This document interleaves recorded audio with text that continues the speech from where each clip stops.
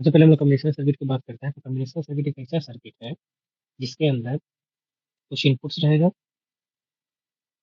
मान लीजिए n inputs है, इसके बदले कुछ आउटपुट्स मिलेगा। मान लीजिए m आउटपुट्स है। ये हमारा ये सर्किट है, कॉम्बिनेशनल सर्किट। तो इसमें हम लोग कुछ इनपुट देंगे और इसके बदले हमको कुछ आउटपुट मिलेगा। ये जो सर्किट का काम रहेगा उसके अकॉर्डिंग ये इनपुट को परफॉर्म करके हमको आउटपुट में देगा। यहाँ पे कोई मेमोरी एलिमेंट नहीं होगा, मतलब जो प्रेजेंट में जो हम इनपुट दे रहे हैं उसके बदले बस हम लोग को आउटपुट मिलेगा। चलिए इसका डेफिनेशन हम लोग लिखते हैं। तो डेफिनेशन आपका हो जाएगा, combinational circuit is a kind of digital electronic circuit whose outputs depend on the present inputs and have no connection to the past inputs। ठीक है। सबसे इम्पोर्टेंट चीज क्या है, ये जो इसका जो आउटपुट है ये किस पे डिपेंड करता है, प्रेजेंट इनपुट पे डिपेंड करता है। एंड इसके अंदर पास्ट इनपुट का कोई भी कनेक्शन है, तो मतलब कोई भी मेमोरी एलिमेंट नहीं होता है। ठीक है। टास्क लाइक टास्क लाइक इसे क्या क्या कर सकते हैं, जैसे एडिशन आपको करना है, और ये सब्ट्रैक्शन करना है, जैसे आपका लॉजिक गेट्स हो गया, लॉजिकल और एंड नॉट। उस समय आपने सिंपली देखा था क्या है, जैसे मान लीजिए और गेट की हम लोग बात करें तो और गेट में सिंपली क्या है, आपको यहाँ पे इनपुट देना है, इसके बदले आपको आउटपुट मिलेगा। अगर फिर से आप इनपुट को यहाँ पे चेंज करते हैं, आप यहाँ पे 0 देते हैं, यहाँ पे 1 देते हैं, तो इसके बदले फिर से 1 आएगा। यहाँ पे पहले क्या इनपुट था, इससे और गेट को कोई मतलब नहीं है। तो ये एक प्रकार का कॉम्बिनेशनल सर्किट हो गया। आपको कॉम्बिनेशनल सर्किट में मेनली ध्यान ये रखना है कि ये बस इसका आउटपुट जो है प्रेजेंट इनपुट पे डिपेंड करता है, और ये इसका आउटपुट जो पास इनपुट पे डिपेंड नहीं करता है, केवल और केवल प्रेजेंट इनपुट पे ही डिपेंड करता है। तो इसमें ध्यान रखने वाली दो बात आपको जो हमेशा ध्यान रखना है, क्या ध्यान रखना है कि इसके अंदर नो मेमोरी एलिमेंट, इसके अंदर कोई भी मेमोरी एलिमेंट नहीं होता, कोई भी डाटा को ये स्टोर करके नहीं रखती। इसमें हम क्या लिखते हैं, the output is solely dependent on the current inputs। ठीक है। इसका जो आउटपुट है मेनली करंट इनपुट जो आप दे रहे हैं उस पर डिपेंड करेगा, तो कोई भी इसके अंदर मेमोरी एलिमेंट नहीं होगा। दूसरा क्या होगा, इसका रिस्पॉन्स जो है इमीडिएट रिस्पॉन्स होगा। आउटपुट चेंजेस इंस्टेंटली, मतलब जैसे ही आपने यहाँ पे इनपुट को चेंज करें किया, आपका आउटपुट यहाँ पे बदल गया। यहाँ पे कोई मेमोरी एलिमेंट नहीं है, इट मीन्स जो भी ये सर्किट है इसको बस इनपुट लेना है और इसके अकॉर्डिंग परफॉर्म करके आउटपुट देना है। ठीक है। इसलिए इसका रिस्पॉन्स जो होता है क्या होता है, इमीडिएट रिस्पॉन्स। ठीक है। अब इसके एडवांटेज की बात करते हैं। इसका क्या एडवांटेज होता है, पहला एडवांटेज होता है इसका सिंपलिसिटी। सर्किट क्या होता है, एकदम सिंपल होता है। क्यों सिंपल होता है, क्योंकि इसके अंदर कोई भी मेमोरी एलिमेंट नहीं होता है। तो सिंपल डिजाइन एंड इम्प्लीमेंटेशन।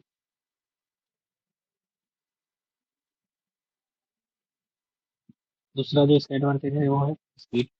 इसका स्पीड क्या होगा, अब ज़्यादा स्पीड होगा, फास्टर होगा। फास्टर क्यों होगा, क्योंकि देखिए इसके अंदर जो भी हमने इनपुट दिया बस उसके बदले आपको आउटपुट मिला। स्पीड जो है एकदम फास्टर होगा। फास्टर क्यों होगा, क्योंकि इसके अंदर जो भी रिस्पॉन्स आना है, आउटपुट आना है, बस आपने इनपुट दिया उसके बदले आउटपुट आना है। Changes as per change in input, जैसे ही आप इनपुट को चेंज करेंगे आउटपुट चेंज हो जाएगा और इंस्टेंटली चेंज हो जाएगा।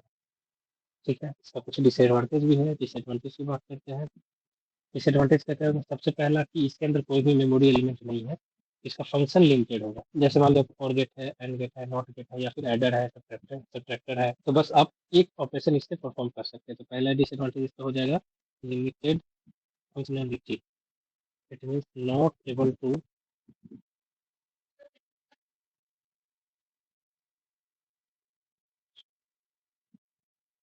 To perform operation that in that that need historical information or sequence details। ठीक है, मतलब ये जो हिस्टोरिकल इंफॉर्मेशन मतलब लास्ट प्रीवियस के डाटा था और सीक्वेंस ये सारे चीज इसके अंदर नहीं होगा।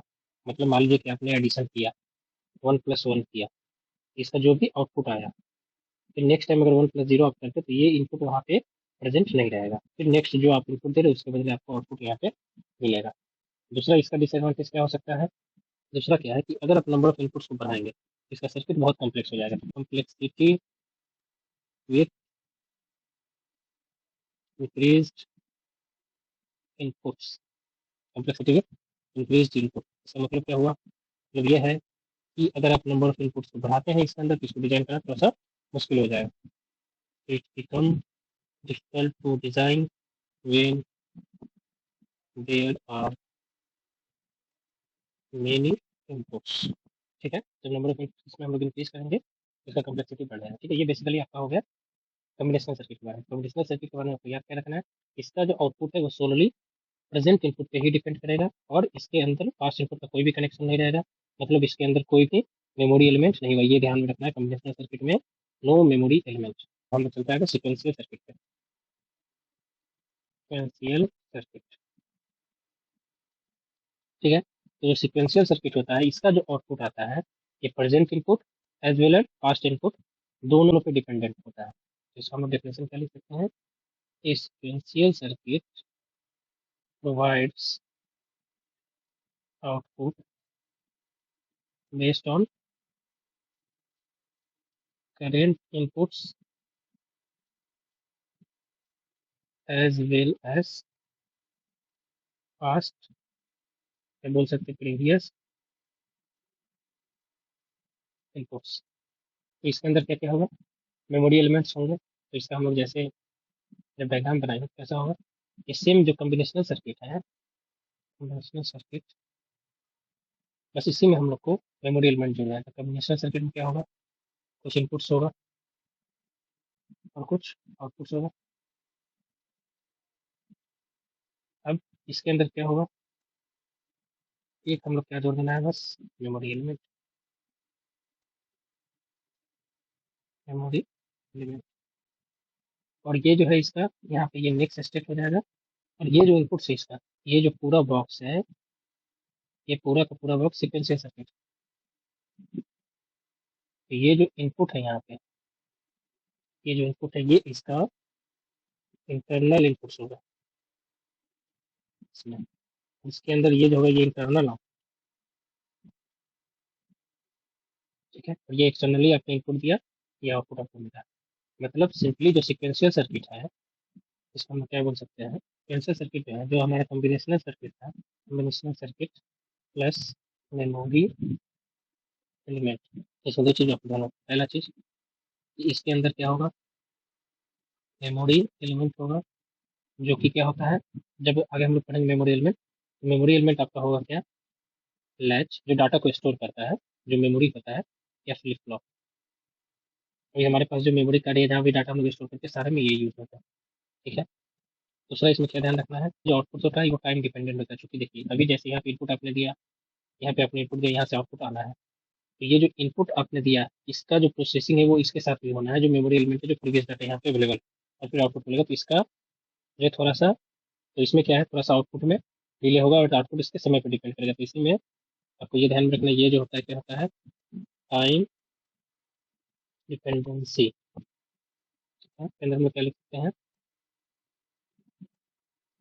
Current input values as well as the previous input states have impact on output। ठीक है, इसका जो इनपुट्स है, इसका जो आउटपुट है करेंट इनपुट वैल्यू पे भी डिपेंड करता है as well as previous input state पे भी डिपेंड करता है। अब हम लोग इसके एडवांटेज का बात करते हैं। चल मेमोरी आ गया। दूसरा चीज़ क्या है कि इसका बहुत सारा फंक्शन हो सकता है। जैसे मान लिया हमको काउंटर बनाना है, जैसे देखो हम लोग काउंटिंग ही करते हैं। काउंटिंग कैसे करते हैं? 1 2 3 4 5, मतलब एक में एक स्टेप बढ़े तो 2 हो गया, 2 में फिर एक स्टेप बढ़े तो 3 हो गया, मतलब प्रीवियस स्टेट पे डिपेंड कर रहा है ये चीज़। तो इसका जो एडवांटेज है, एडवांटेज हम लोग कैसे लिख सकते हैं? पहला एडवांटेज आपका हो जाएगा मेमोरी यूटिलाइजेशन, दूसरा आपका हो जाएगा फंक्शनल वर्सलिटी, ठीक है। अब डिसएडवांटेज की बात करते हैं। डिसएडवांटेज का क्या होगा? इसके अंदर इसका सर्किट है, ये हमारा सिक्वेंशियल सर्किट है, ये कम्बिनेशनल सर्किट है। ये बहुत आसान है इसका डिजाइन, और इसका डिजाइन क्या थोड़ा सा कम्प्लेक्स है। तो हम लोग क्या है, सबसे पहला चीज इसका डिसएडवांटेज क्या होगा? कम्प्लेक्सिटी। दूसरा चीज क्या है? इसका जो आउटपुट है ये मेमोरी एलिमेंट पर डिपेंड करता है। ये क्या होगा थोड़ा डिसएडवांटेज? Slower operation. अब हम लोग एक सेपरेट टेबल बनाते हैं, combinational circuit versus sequential circuit. Combinational circuit, sequential circuit. पहला पॉइंट हम लोग का क्या होगा? इसका जो आउटपुट है, output depends only on the current inputs. इसका जो आउटपुट है केवल करेंट इनपुट पर डिपेंड करेगा। बट सीक्वेंशियल में क्या होगा? Output depends on both current inputs and past states. इसको हम लोग मेमोरी के नाम से जानते हैं, ठीक है। ये इंपॉर्टेंट चीज़ है, ये ध्यान रखना है। सीक्वेंशियल सर्किट में जो आउटपुट है वो पास्ट स्टेट मेमोरी पे भी डिपेंड करता है। दूसरा क्या होगा? इसके अंदर मेमोरी एलिमेंट का कोई जरूरत नहीं है, does not wire memory elements. और सीक्वेंशियल सर्किट में मेमोरी एलिमेंट की जरूरत है, तो requires memory elements like flip-flop और latches। तीसरा डिफरेंस क्या होगा? Output is immediate based on input changes. जैसे ही हम लोग इनपुट चेंज करेंगे इंस्टेंटली आउटपुट चेंज हो जाएगा। इसमें क्या होगा?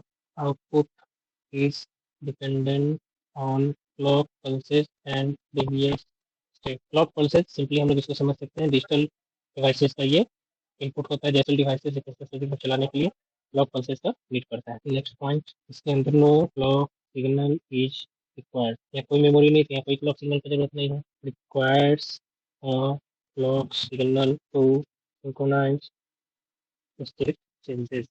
फिफ्थ पॉइंट क्या हो जाएगा? Simpler design without the need for memory. ये क्या हो जाएगा? इसका डिजाइन थोड़ा कॉम्प्लेक्स हो जाएगा, more complex due to memory and clock management. ये क्या हो जाएगा? इस ये सर्किट कॉम्बिनेशनल सर्किट थोड़ा सा फास्टर होगा, as output change instantly with. ये क्या होगा? थोड़ा सा स्लो होगा, क्योंकि ये इसका जो आउटपुट है ये फास्ट इनपुट पे भी डिपेंड करेगा। तो lower due to dependency on clock cycles and past states. ये किसके लिए बना होता है? तो perform basic logical operations. Sequential circuit में होगा perform operations that requires sequences. इसका एग्जांपल लिख लेंगे। इसका एग्जांपल हो जाएगा जैसे एडर्स, सब्ट्रैक्टर्स, मल्टीप्लेक्सर, जिसको हम लोग मक्स के नाम से जानते हैं। आगे हम लोग सारी चीज़ को स्टडी करेंगे। डीमल्टीप्लेक्सर्स, जिसको लोग डीमक्स के नाम से जानते हैं। उसके बाद encoders, decoders and comparator. Sequential circuit का एग्जांपल्स हो जाएगा flip flop, registers, counters, RAM. तो बेसिकली हम लोगों ने आज देखा सबसे पहले कॉम्बिनेशनल एंड सीक्वेंशियल सर्किट के बारे में। कॉम्बिनेशनल सर्किट क्या होता है और सीक्वेंशियल सर्किट क्या होता है, दोनों के बीच में क्या क्या डिफरेंस होता है, इस चीज़ को हम लोगों ने आज स्टडी किया है।